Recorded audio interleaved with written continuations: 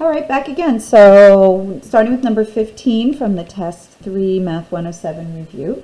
It says a cheese processing company wants to estimate the cholesterol content of all 1 ounce servings of cheese. So the 1 ounce is not really relevant to this problem other than that's just the size. The estimate must be within 0.5 milligrams of the population mean. So that's how close you want to be. That is the margin of error that is given, how close you want your estimate to be. Assume the population standard deviation is 2.8 milligrams. Determine the minimum required sample size to construct a 95% confidence interval. All right, so for 95% confidence, again, we're going to use our critical value of Z of 1.96 from either the formulas page, from chapter 5-6 formulas, or the negative Z side of the table at the bottom. So we're going to use this formula for minimum sample size. N equals Z sub C times sigma over E squared. So we're going to take Z sub C, 1.96, times sigma, 2.8, over E, margin of error, 0.5, squared. So putting this in our calculator, 1.96 times 2.8 divided by 0.5. This is going to give you 10.976. Now we have to square it, so don't get rid of any of those decimal places. Hit x squared. That's going to give you 120.472 something.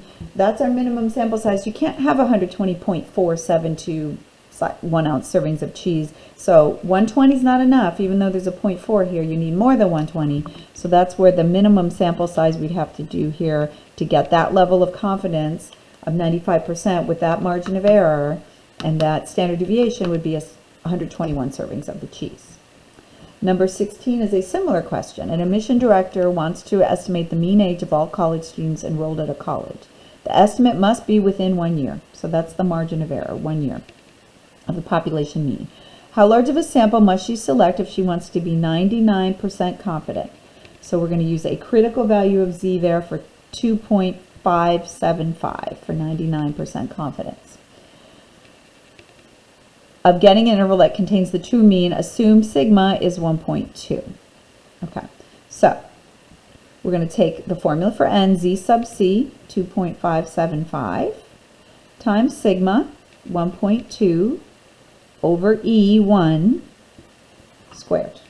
So 2.575 times 1.2, we don't really need to divide by 1, gives you 3.09. Leave all of that in your calculator, square it, hit x squared, you get 9.5481.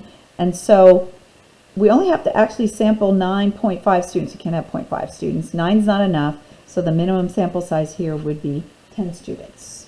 So going to number 17, so that was all chapter 6 actually on minimum sample size and confidence interval. So now going to 17, 18, and 19, this is our favorite thing to do, hypothesis testing from chapter 7. So 17 says, a recent study stated that if a person smoked, the average number of cigarettes he or she smoked was 14 per day.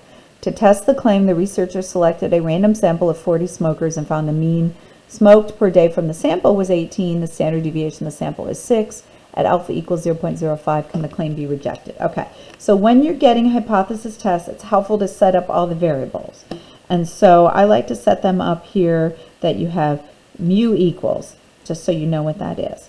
And then you want to set up the null hypothesis, H sub 0, the alternative hypothesis, the type of test, which we'll talk about here. You're going to have to talk about here, you're going to want alpha, which was given in the problem. You're going to want to calculate Z, then you're going to calculate P. You're going to, based on that, make a decision and then an interpretation.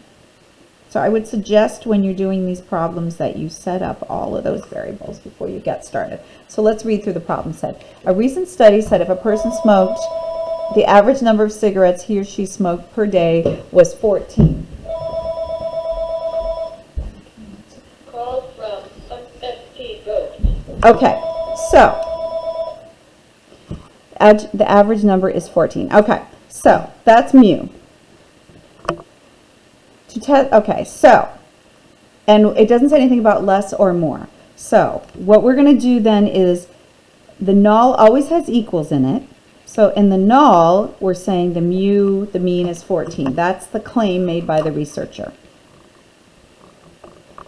The alternative hypothesis is always the complement of the null. So that is mu is not equal to 14.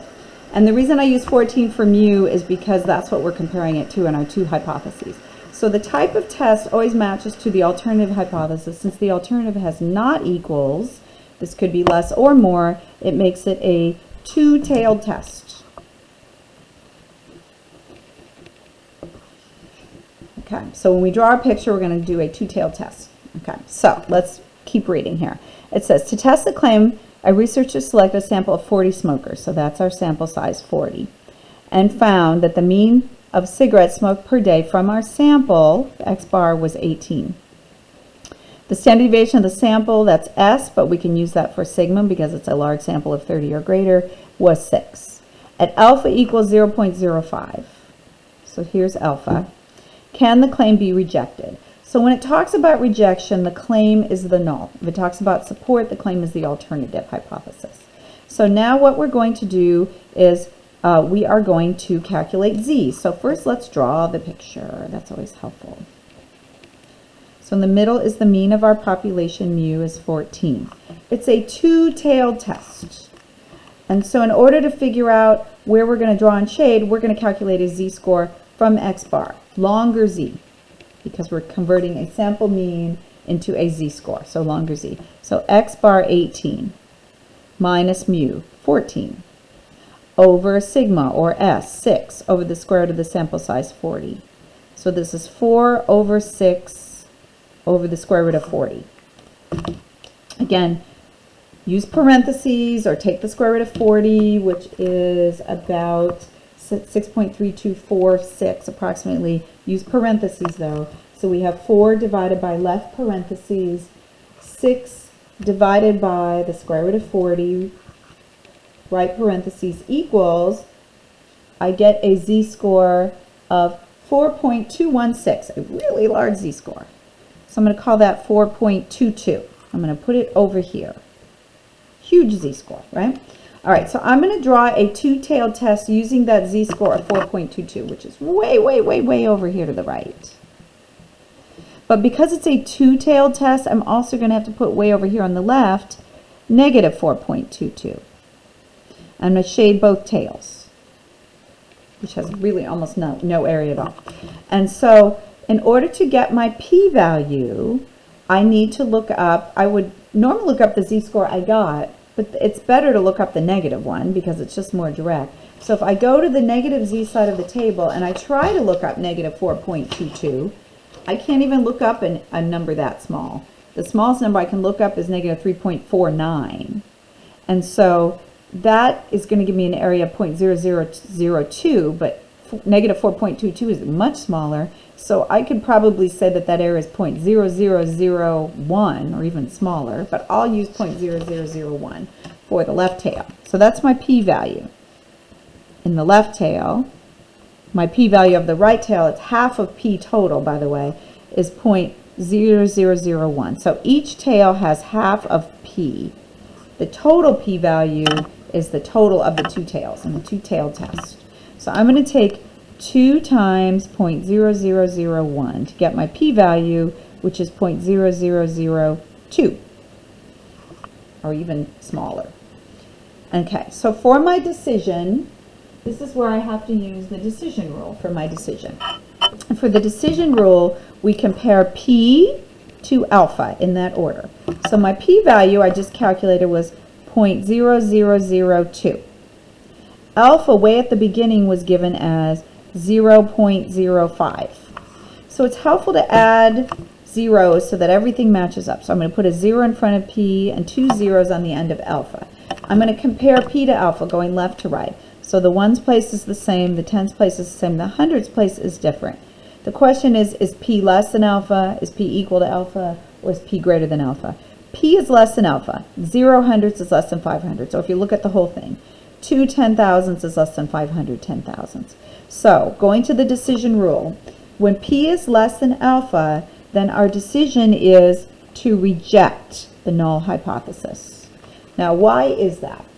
So our p-value is the probability we're going to get a result more extreme than the one we got when we did our test here with our test statistic, given our sample data. This is very unlikely to happen. We are trying to minimize the possibility of making a type 1 error, rejecting a null hypothesis that is true. So it looks like that we are not going to make a type 1 error with a very small probability that we are going to make a type 1 error. We're willing to tolerate up to a 5% probability of doing that. The probability is much smaller, so we're probably not rejecting a null that's true. So we can go ahead and make the decision to reject the null hypothesis. Now, what does that mean in terms of the claim? So when we go back to the question, is there enough evidence, can the claim be rejected? We are rejecting the null. That is the claim. So our interpretation is that there is enough evidence to reject the claim. Because remember, we rejected the null hypothesis. That was the claim, so we were asking, is there enough evidence to reject the claim? Based on this hypothesis test, it looks like the mean number of cigarettes smoked by the population is not 14, because it looked like it was actually a lot more, right? And the evidence seems to say that we can reject that claim and that the evidence shows something else. Again, it's not proven, but the evidence leads us to believe that. So I'm going to stop here and I'm going to pick up with number 18.